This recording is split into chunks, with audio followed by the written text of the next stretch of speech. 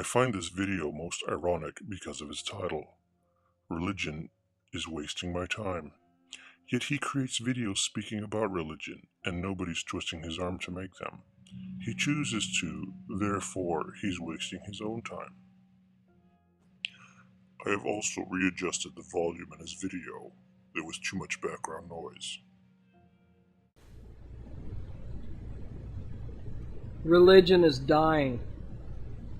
There's nothing you can do about it. He's always asserting that religion is dying. But how does that prove it's wrong? It doesn't. If religion is a waste of time and not true, then why is he so worried about it? If he says it's concerning him, then it's he that is wasting his own time. Belief in invisible monsters in the sky has caused more pain, bloodshed, and death. He states that belief in God has created more death than any famine and disease. While I will admit there have been horrors committed by people who believe in gods and religion and God, but how does that disprove God? It doesn't. What it does prove is there are people in this world who are corrupt and can corrupt, even without religion or God as a reason. How many atheist regimes have killed more people than the Crusades? Here, he's again appealing to your emotion. That is a fallacy.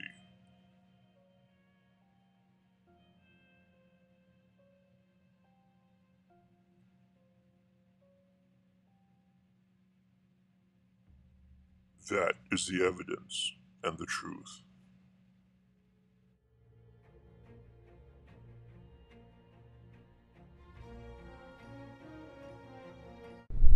Than any famine or disease ever could.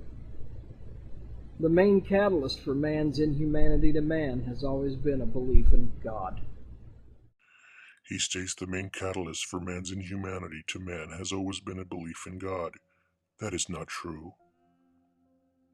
Stalin was an atheist. Mao was an atheist. Potts was an atheist. Even high-level SS generals in Hitler's army stated they were atheists. In fact, many of the men who tried to assassinate Hitler were either Christians or Catholics. Now, if he attempts to use Hitler and say Hitler was a Christian, how does he know this? Can he prove it? No. He would have to go by Hitler's word.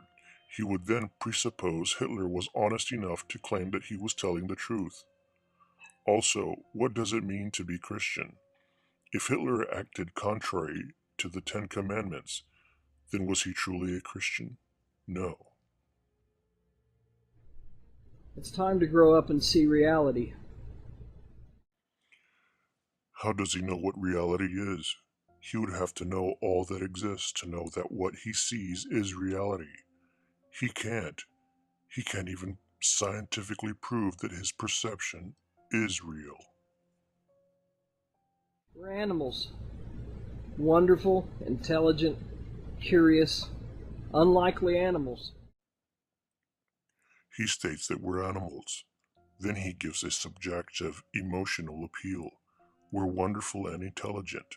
Can he prove that we're wonderful and intelligent? No. He can't prove most of the claims he makes.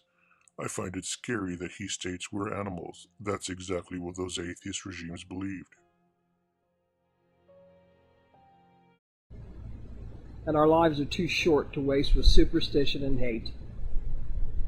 It's time to lay the foolish beliefs and superstitions down and help one another on this planet. He goes on to say that our lives are too valuable to waste on superstition and hate. Yet he has videos on his channel that promotes the ridicule of theists and Christians. Ridicule does not come from love, that is for certain. Ridicule comes from by either hate or disdain or sheer meanness. We're animals by his logic. Why help one another?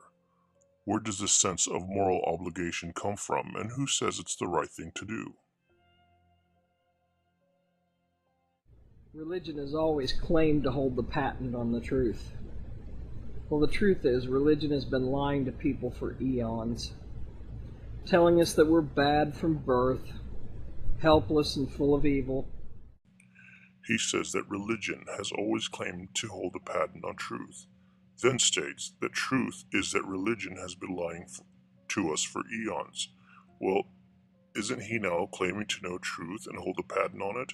What evidence does he have that proves his truth? We are born in sin. We are born to sin. But we're not born evil. What proves my point? Look at atheist societies. China's Mao killed millions. Stalin, atheist society, killed millions. And the list goes on and on. Our wonderful natural imagination is characterized as sinful. Our natural urge is called wrong.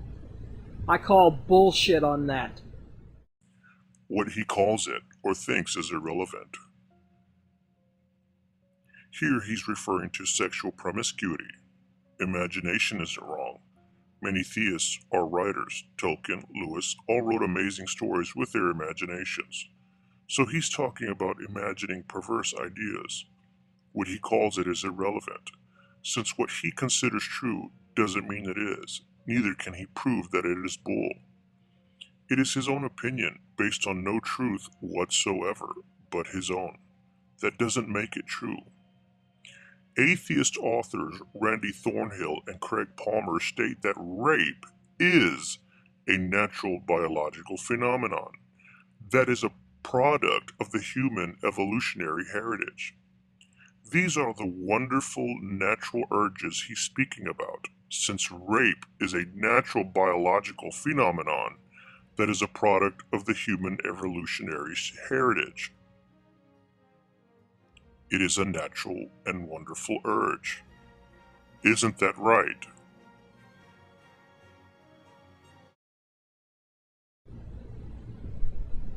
You people who are watching this video, and me, and every other person on this planet, is a wonderful, amazing creature, made from the same materials as the stars in the sky. Here he is inadvertently admitting that we are made, and the stars are made, yet without a maker.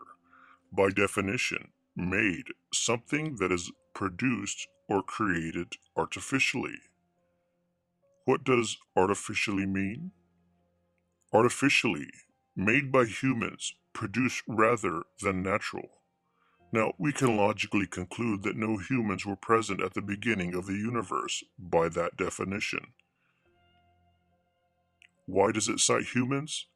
Because humans would be the only intelligent beings able to create instead of natural process. So, what the definition is stating is that intelligence is required. Our very existence on this planet is so unlikely and improbable that we should spend each and every day reaching for as much knowledge about our world and our universe as we possibly can. This is a self-refuting statement to say that our existence is unlikely while we exist. Apparently, it is likely because we do exist. He states also it's not probable. Well, throw that out the window too, because we exist. So it's now probable. Why? Because we exist. We should spend each and every day reaching for knowledge regardless.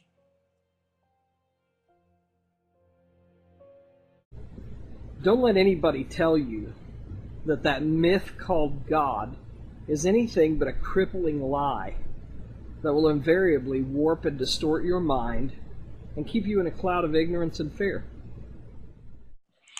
He says that God is a lie. Can he prove it's a lie? No, he can't. And to shift the burden of proof would be dishonest, since he's making a positive claim. He also states that theism will most likely distort one's mind and keep one in a cloud of ignorance and fear. J.R.R. Tolkien was never ignorant or distorted, and who says he lived in fear? He was a theist. Neither did C.S. Lewis, and both were educated men.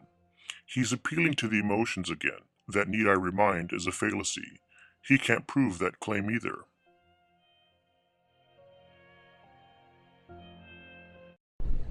Your life has great value. Your mind is priceless. Fill it to capacity with knowledge. Read books. Science books, not the Holy Bible. He states that one's life has great value. I would agree. But says who? We're animals. Atheist author James Rachels, author of Created from Animals, The Moral Implications of Darwinism, he states that the human species has no more inherent value than another. Speaking of retarded people, he writes, whatever we to say about them? The natural conclusion, according to the doctrine we are considering Darwin, would be that their status is that of mere animals. And perhaps we should go on to conclude that they may be used as non-human animals are used, perhaps as laboratory subjects or as food. So the question is, who's right and who's wrong? If there is no true right and wrong, then neither one is. Where does this idea of pricelessness come from? We're animals.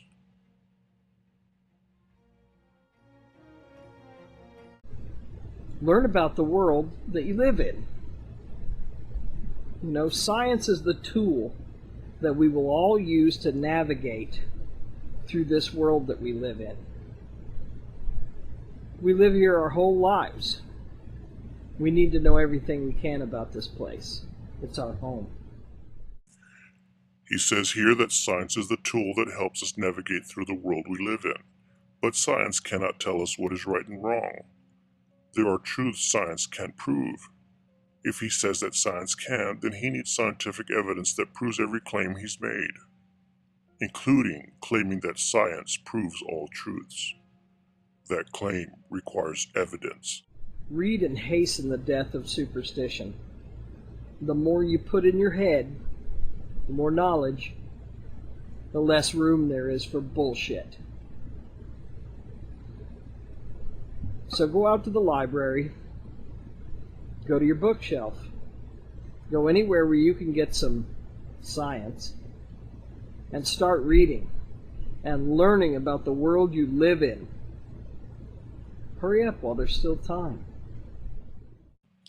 Now here he states the more knowledge we get, less room there is for bull.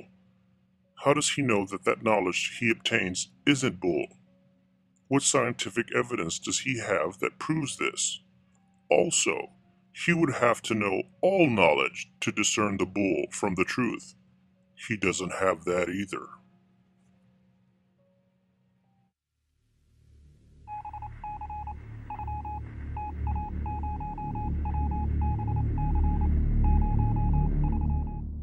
In transmission.